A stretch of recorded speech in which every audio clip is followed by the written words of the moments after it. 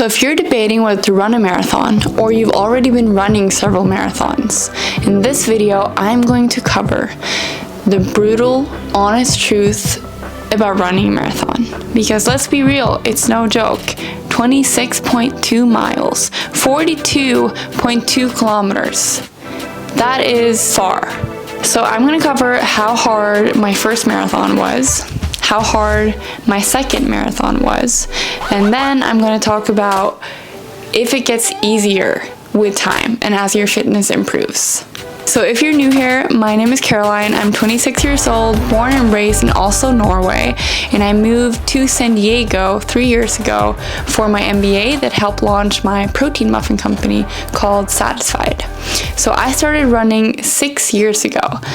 And that's crazy to me that it's been already 6 years. But long story short, I signed up for my first marathon and I won it running a 3:05. And then I discovered that I had a talent for long distance running. So I hired a coach and I ran a second marathon 6 months later, the Florence marathon, where I ran a 2:46:44 marathon. And it's been a really long journey of learning and making a lot of mistakes, and I've had a lot of injuries since then, but I've definitely learned a lot about marathon training, and that's really why I started this channel, to share all of my learnings and all my mistakes with you guys. And before you think, well, I'm not at that level, so this video isn't for me, I want to say I have coached people ranging from a 6-hour marathon to wanting to run a sub 3-hour marathon. A lot of similarities, and I think that's what people get wrong, is they think that it's all about the specific time. You have to do these specific workouts to get sub 3 or sub 4 or sub 5, but really there's so many general principles that are important to get right regardless of the time you're shooting for. So I definitely think that you can learn a lot from this video.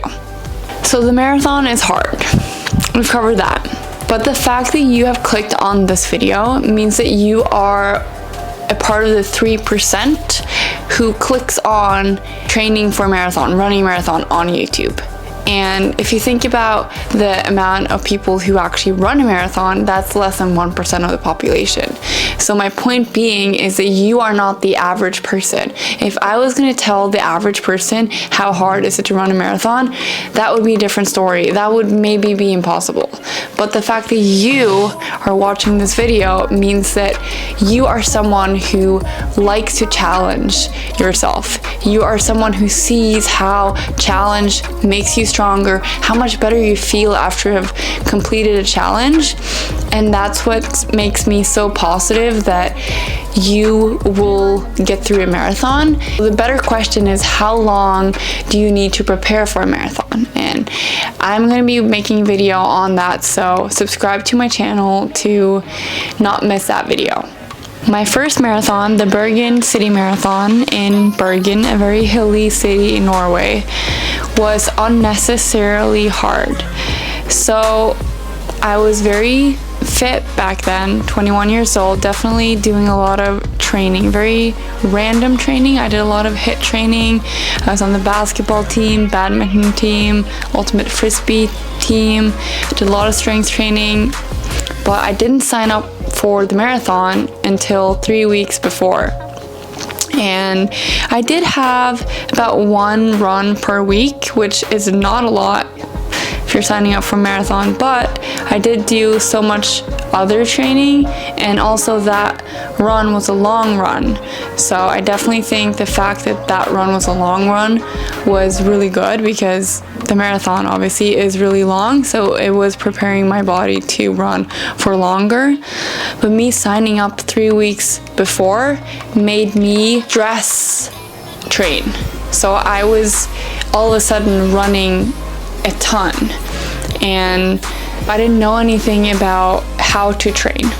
So I was definitely running my easy runs too fast and my harder runs definitely too fast. I had this mentality that if I wasn't completely destroyed by the end of the workout, it wasn't a good workout, which is totally wrong. I made unnecessarily hard because I didn't have a taper. So I went into the marathon feeling tired. My strategy, I think that was actually a little bit better. So I did start out at a pretty perfect pace. So I didn't run it progressively, but I actually kept that pace consistently throughout the marathon. It was definitely hard, but the fact that I didn't have to slow down meant that it was a good pace.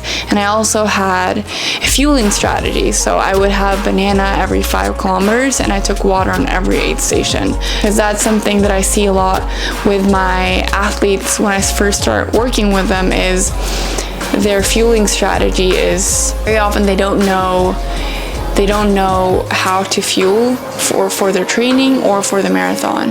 And it's also very common to think that you don't need to fuel if you're not an elite athlete.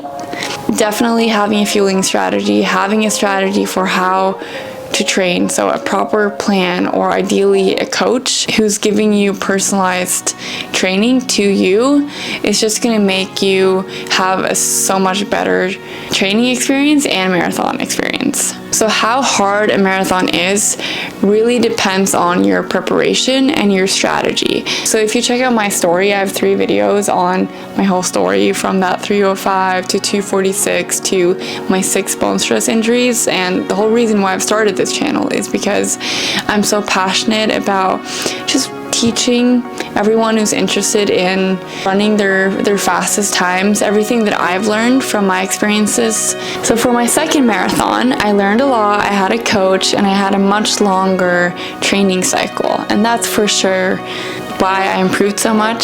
So I improved with 19 minutes, which is pretty cool. But I'd say for my second marathon, I made it unnecessarily hard because I had so many other things going on. So for my second marathon, I think the hardest part about my training was managing it all with my full-time job working for a startup, applying to get my MBA in California, and becoming a certified running coach. I just had a lot going on, and I was also living at home, which was quite the transition from being a student in college to moving back home. I was cooking all my meals and I was biking back and forth to work, which was 45-minute hill up. So unnecessarily cross training, which could have helped my performance, but I think the problem with my second marathon really wasn't my training. It was the sum of everything going on in my life. And that's something I think for all of you watching who are training for a marathon right now and you have a lot going on besides running, is just being aware of that stress and how that affects training.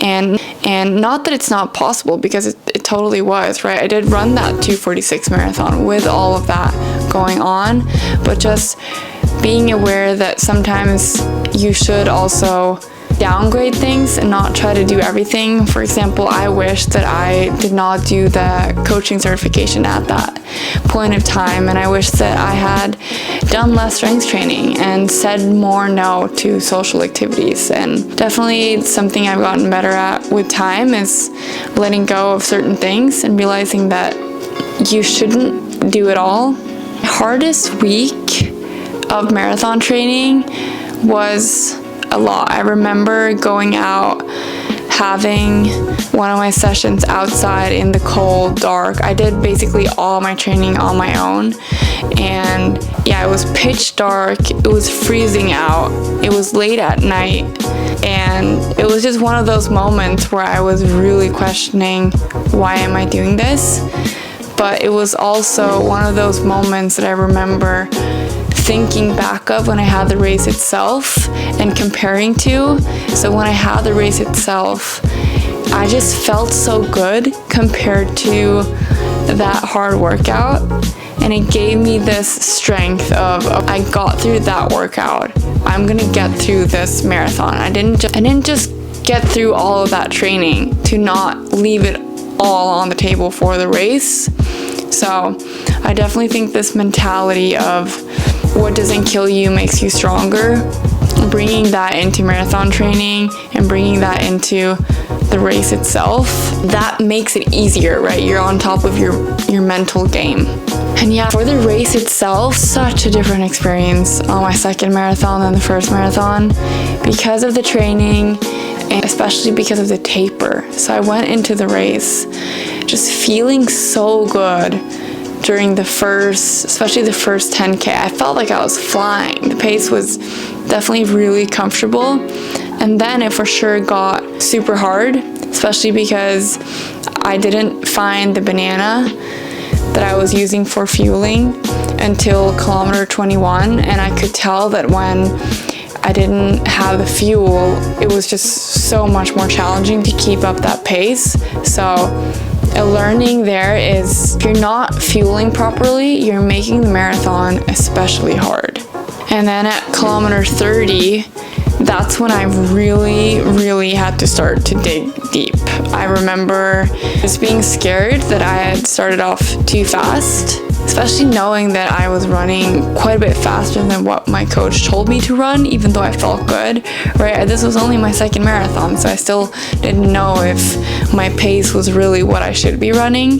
One of the things, at least, that's really helped me is focusing on that mile or kilometer that you're in, instead of thinking, can I finish? Can I get through the whole thing? And then just being determined that you're not going to quit and having a plan for if you cramp up and the pace is slower. It's really like hyping yourself up and knowing that also it's okay to slow down. I'm just going to push as hard as I can, but it's okay if that means a little bit slower. It's okay if I have to walk. The fact that you're even completing a marathon, running a marathon, having trained for the marathon is so much more than most people. And hyping yourself up works. When you feel good about yourself, that works. So it just, the negativity that gets into your head if you're not performing at the level you want to, that's costing you energy. You don't want that energy. You want to focus on the fact that you are a badass for being a part of less than 1% of the population who's finishing the marathon. That's incredible. Don't compare to other people. Focus on you, focus on that moment and doing the best you can at that moment. And knowing that it is hard and that's why you did it. To prove to yourself that you can do hard things. I remember the last 10K, I saw my parents and that was such a motivation boost. Feeling like you're running for someone else, I don't know, somehow that just makes it feel so much better. So to all of you who are cheering on your friends, your family, just know that we all appreciate you guys so much. You have no idea how much strength that gives us when we see you guys. But yeah, I finished it being pretty destroyed. I gave it my all. That mentality that I had during training of like, you have to be destroyed, that I definitely bring into the race. And I think at the races, that's where it belongs. So does a marathon get easier? Personally, I think it definitely gets easier, even though I've gotten faster. Now I know what to expect with the training. I know what to expect while running the marathon. And that, to me, that like familiarity, that makes it easier. But that doesn't mean that it's not hard while you're racing. If anything, especially if I've had athletes who haven't raced to their potential, getting used to this discomfort of pushing really fast. So it's not that it gets easier fitness-wise, because you just get faster. So that uncomfortableness of racing fast is still going to be there, or fast relative to you. But the point being that it gets easier mentally when you've been through that. I don't know what, to all of you who have been running marathons, please comment below if you think it gets easier. I've had my coaching clients also say that it does get easier, but they've said that when they've taken a break and they're not in shape, then it definitely gets harder. So definitely it gets easier when you're training more, when you're fit. So a marathon is hard, and that's the whole reason why I'm thinking about signing up for a marathon. So if you haven't already, Go find that marathon you've always dreamed of doing and just make it happen. Commit and know that the whole reason why you're doing it is because you want to prove to yourself that you are that person who will get through something really, really hard.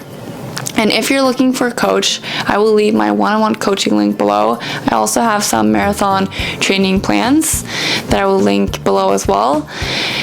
So 2 things about how I train and how I coach is 1, I train on heart rate, and 2, I train on time, not distance. That's something that I've seen work wonders for me and for my coaching clients. It's just a really good way to make sure that your paces are right where they should be for your level, and that you're not overtraining, but you're also not doing too little.